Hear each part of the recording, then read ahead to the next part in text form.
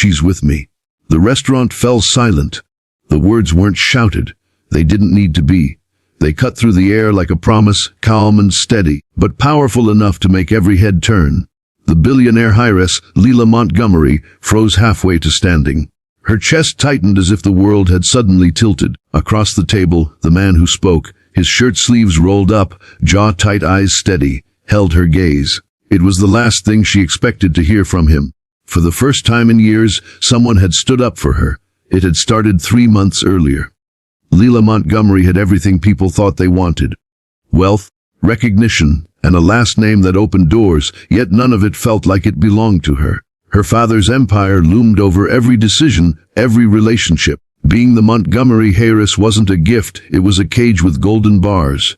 And when her engagement to a man chosen by her father fell apart, the media feasted. Headlines called her the runaway bride of the century. Investors whispered about her instability.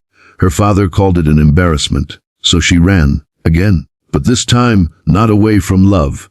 Away from everything. She took nothing but a few clothes, her mother's necklace, and a car, heading anywhere quiet. That's how she ended up in Willow Creek, a small town that didn't care about last names or broken engagements.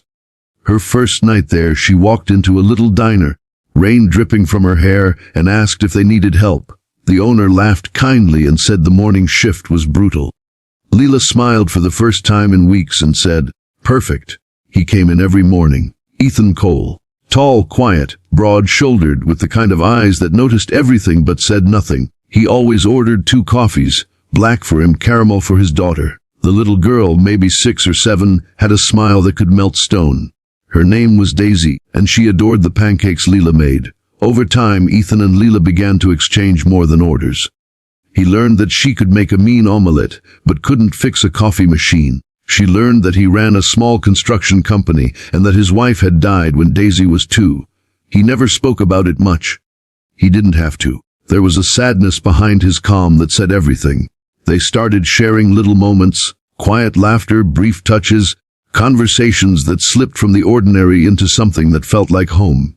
But just as Lila began to feel safe again, the past found her. It started with a photo. Someone had recognized her, posted it online. Harris working at diner in small town.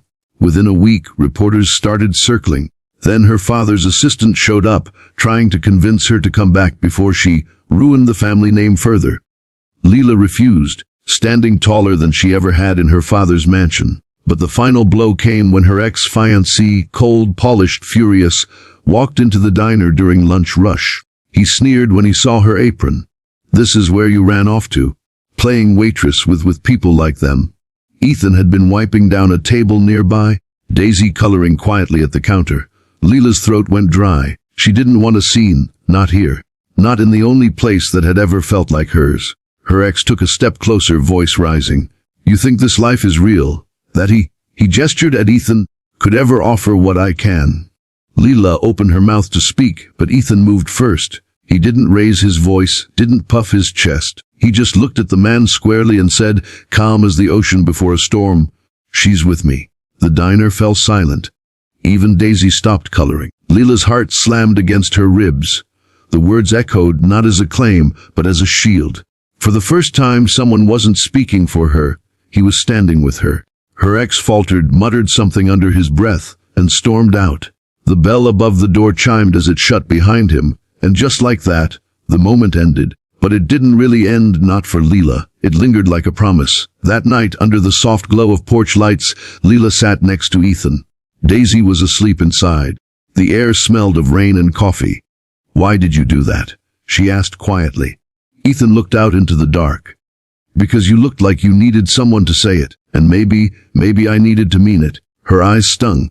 "You shouldn't have to protect me." He met her gaze. "Maybe not. But sometimes people find each other because they're meant to help carry what the other one's tired of holding." Lila leaned her head against his shoulder, and for the first time in a long time, she didn't feel like running. Weeks passed. The media lost interest, her father stopped calling, and life in Willow Creek became simple, beautiful, and real. Lila started painting again. Ethan's business grew. Daisy laughed more. And though no one said it out loud, something deep and strong was forming between them, something neither of them dared to name. Until one day her father arrived. It was a Sunday afternoon. Lila had just finished hanging up a sign outside the diner. Community bake sale for the children's center. She turned and froze. Her father stood by his car, immaculate in his suit, looking like he belonged to a different world. "Lila," he said not unkindly, "come home." Her chest tightened. "This is home." His jaw set. "You're throwing away your life for this?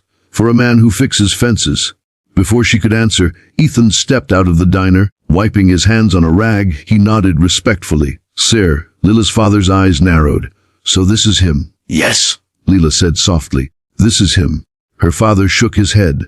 "You were meant for more than this small life." Lila smiled, and for once there was no bitterness in it, only peace. "You're wrong. This is the first time I've ever been enough." Ethan's hand brushed hers. Just a touch, but it was all the strength she needed. Her father sighed, looking between them, then finally turned to leave. As his car disappeared down the road, Lila let out a long breath she'd been holding for years. Months later, the diner buzzed with laughter. Daisy ran between tables, frosting on her cheeks. Lila and Ethan worked side by side, building something that wasn't built on money or power, but love and second chances. People still talked about the billionaire heiress who walked away from everything, but she didn't care. Because every morning when Ethan brought her coffee and Daisy hugged her legs, she knew what she had chosen. And every now and then, when the diner got too busy and someone raised their voice, Ethan would look over, calm and steady as ever, and say those same words that changed everything. "She's with me." Love isn't about who saves who. It's about finding someone who stands beside you when the world wants to see you fall. Sometimes, the greatest wealth isn't measured in money, but in peace, laughter, and the quiet strength of a heart finally at home.